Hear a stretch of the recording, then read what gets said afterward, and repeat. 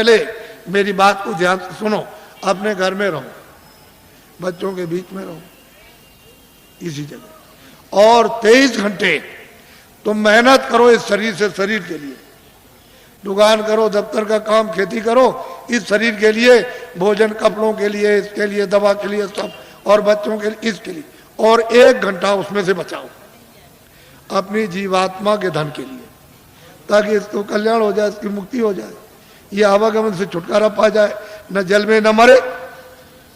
1 घंटा तुम नहीं बचा सकते हो, और 23 घंटे इसमें तुमको लगाने को कह रहे। तुमको ये तो नहीं कह रहे कि तुम छोड़ देना को, ये तो सोचो तुम। और मैं तुमको इसी मनुष्य रूप मंदिर में, इसी में जो अनमोल मनुष्य मंदिर जो दिया है, जिसमें जीवात्मा बंद है, उसी में मैं अभी रास्ता आपको बताता हूं। अभी इसको कहते हैं नामदान। इसके पहले 2 चीजों का ध्यान रखो हमेशा, कि शाकाहारी हो जाओ। जितने भी अनाज है, सब्जी है, फल है, दूध है, घी है, 100 बार खाओ। कितने बार? 100 बार। तुमको भूख लगे उससे भी ज्यादा खाना। तुमको कोई मना करने आए तब कहना। अच्छे मकान में रहो, अच्छी झोपड़ी में रहो, मना कौन करता आप? लेकिन शाकाहारी, अशुद्ध आहार मत करना। बस इतना ही बचत करनी है कि आपको अशुद्ध आहार नहीं करना। किसी आदमी का, किसी बच्चे का, किसी पशु का, किसी पंछी का अशुद्ध आहार नहीं करना। शुद्ध आहार करो आप, जिससे शुद्ध बुद्धि रहे। भाई इतना ही तो आपको बताना, क्योंकि अशुद्ध आहार से तो तरह तरह घर में झगड़ा, बाहर झगड़ा, ये झगड़ा, वो झगड़ा, ये बीमारी, वो बीमारी, वो बीमारी, वो बीमारी, वो बीमारी, वो तो फैलने वाली है। अभी बीमारी जो फैलेगी उसको तो अभी आपने देखा ही नहीं। तो असल में शाकाहारी, शुद्ध आहार। दूसरा है बीड़ी पियो, तंबाकू पियो, हुक्का। मैंने तो कभी पिया नहीं, मुझे तो मालूम है नहीं कि हुक्का, बीड़ी, तंबाकू कैसा होता। लेकिन ये बच्चे जो 18 साल 20 साल के खड़े हैं, वो बीड़ी, तंबाकू, हुक्का नहीं पीते, कभी मत पीना।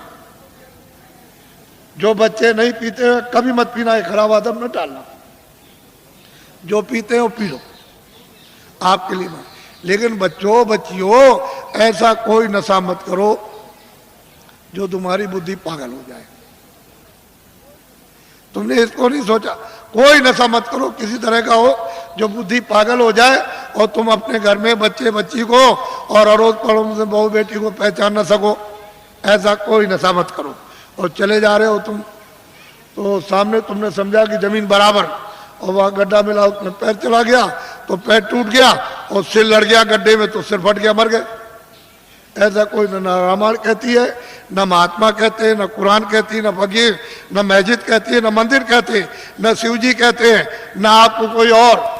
ये कोई ओ जो कहते हो शिव जी भांग पीते थे, भांग पीते थे, भांग पीते, तुमने भांग पीते हुए देखा? वो भांग नहीं थी, वो कोई और नशा था। ये झूठी बात है। जो लोग उनके नाम से भांग पीते और कहते हैं वो भांग पीते थे, भांग नहीं पीते थे। ये ऐसा देवता कभी भांग नहीं पीता, वो भांग नहीं पीते। लेकिन तुमने ये 2 चीजों से बचो, बाकी तो कोई मैंने मना किया नहीं। मैं तो एक सीधा साधा आपका सेवक हूँ, एक आदमी हूँ, और सही सच्ची बात तुम्हारे सामने तुमको बताने आए हो। तुम नहीं जगोगे, नहीं समझोगे, तो मैं इसके लिए क्या करूँगा? मैं तो अपनी बात कह के चला जाऊँगा। जब तुम उधर जाओगे, और उधर जब हिसाब होगा तुम्हारा, क्योंकि वो तो सब लिखा जा रहा।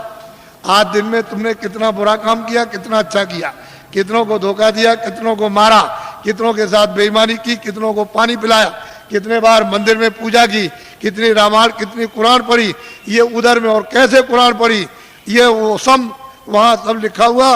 बड़ा वो आदमी भी मिलेगा जिसको तुम काट रहे हो, और जिसको मतलब है कि तुम उसको चीर रहे हो, वो सब मिलेंगे वहाँ। वो पूछेगा भाई तुम्हारे सामने कोई रामायण, गीता, कोई भागवत, कोई कुरान, पुराण कोई तुम्हारे सामने नहीं थे, जिन्होंने महात्मा फकीरों ने नहीं बताया कि भाई अच्छा ये बुरा? तो मोहम्मद साहब से पूछा जाएगा कि भाई मतलब ये है कि तुम गए थे जमीन पर, और तुमने मतलब ये नहीं बताया कि बुरा काम बद काम है। कह लगे मैंने तो इनसे सबसे कहा था कि ये बद काम है, ये नेक काम, इस बुरे काम को मत करना, अच्छे करना, लेकिन इन्होंने मेरी बात नहीं मानी। तो फिर वो भेजेगा सीधा, वहाँ हिसाब करता है, वो हिसाब करता है। तुमको दोजख और नरक मालूम नहीं है, वहां बड़े बड़े बादशाह पिट रहे वहां, और जलाए जा रहे, कितने करोड़ों वर्षों तक जलाए जाएंगे, और लाखों मीलों तक आवाज आती है और कोई सुनने वाला नहीं कहीं, न उनका धन दौलत जाता न तलवार जाती उनकी। ये झूठा, तुम इसके लिए हम मर गए और चले गए हमेशा। तो इसलिए तुम लोग इस पर विचार करो। तपस्या करने से यानी माया लुभाती है कि तुम ये ले लो धन, ये राज ले लो, तो अगर तुम लुभा गए तो राज मिल गया, और राज का जब भोगा तो सीधा नरक को गए।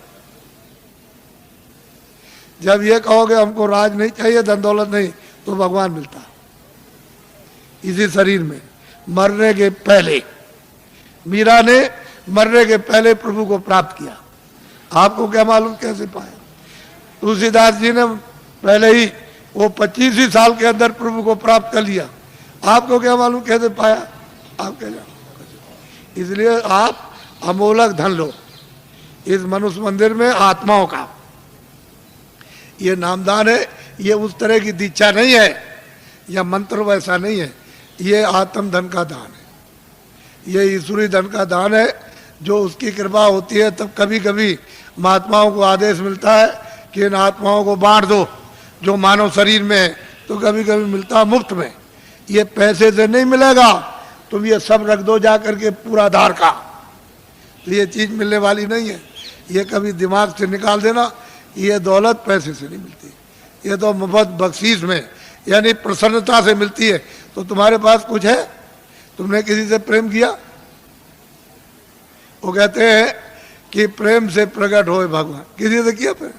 किसी से नहीं किया। उसी शिव के सामने चोरी करते हो, धोखा देते हो, विष्णु के सामने राम के मंदिर में जाते हो, दूसरों का गला काटते हो। अगर एक भी देवता खड़े होकर के कह दे कि आज से ये बेईमानी मत करना, ये दगेबाजी, तो कहोगे मैं ऐसे देवता को अब नहीं मानता। जो सबके सामने हमारी बुराई कह दे, हम नहीं मानते ऐसे, फिर कभी नहीं आप जाओगे। अगर देवता बोल दे, अब उनको कुछ कहना नहीं, आपने समझ लिया, हाँ उन्होंने सुन लिया होगा, और आपने समझ लिया उन्होंने कुछ नहीं देखा, वो अंधे, अब हम जो चाहेंगे सो करेंगे, अब चलो हो आए वहाँ। ये हालत तो हमारा है। अब बताओ तुमने प्रेम किससे किया? किससे प्रेम? वो तो कहते हैं प्रेम से मालिक मिलता है, आपने कैसे प्रेम? इसलिए आप सीधा, बहुत सरल है, बहुत सीधा है। कलयुग ने अधिकार आपको दे दिया स्त्री पुरुषों को कि सभी लोग उस परमात्मा को प्राप्त कर सकते हैं, किसी के लिए कोई बंधन नहीं, और सुलभ और सहज और आसान। लेकिन तुम योग तो आप कर नहीं सकते हो। सतयुग और त्रेता और द्वापर का कोई भी क्रिया आप नहीं कर सकते हो। और उन्होंने मना कर दिया गोस्वामी जी महाराज ने कि कलयुग जोग न यज्ञ न ज्ञाना। कहते कलयुग में कोई जोग मत करना, न यज्ञ करना, और न आपको ज्ञान होगा। कलयुग में तो कहते हैं कि नाम आधारा, और नाम कौन सा वो मैं बताऊंगा आपको, अभी आपको बताता हूँ। तो आप लोग, आप सब खड़े रहना, बैठना कोई नहीं, खड़े खड़े बताऊंगा आपको, और खड़े खड़े करवाऊंगा, घबराइए नहीं। जो जो भगवान का नाम बोलूं, सब लोग एक साथ एक आवाज में बोलना, और सब लोग बोलेंगे जो बैठे खड़े, शुद्ध बोलना, शुद्ध, अशुद्ध मत बोलना, शुद्ध बोलना। जो जो नाम मैं बोलता जाऊं आप बोलते जाना, जब मैं अंत में चुप हो जाऊंगा तो आप लोग चुप हो जाना। अशुद्ध मत बोलना, शुद्ध कर लेना। मान लो अशुद्ध बोल दो तो फिर शुद्ध कर लेना दोबारा। इसलिए जो जो नाम बोलते जाना, जब मैं चुप हो जाऊंगा तो आप चुप हो जाना। बोलो जय गुरुदेव। लेकिन थोड़ा सत्संग मिलना चाहिए।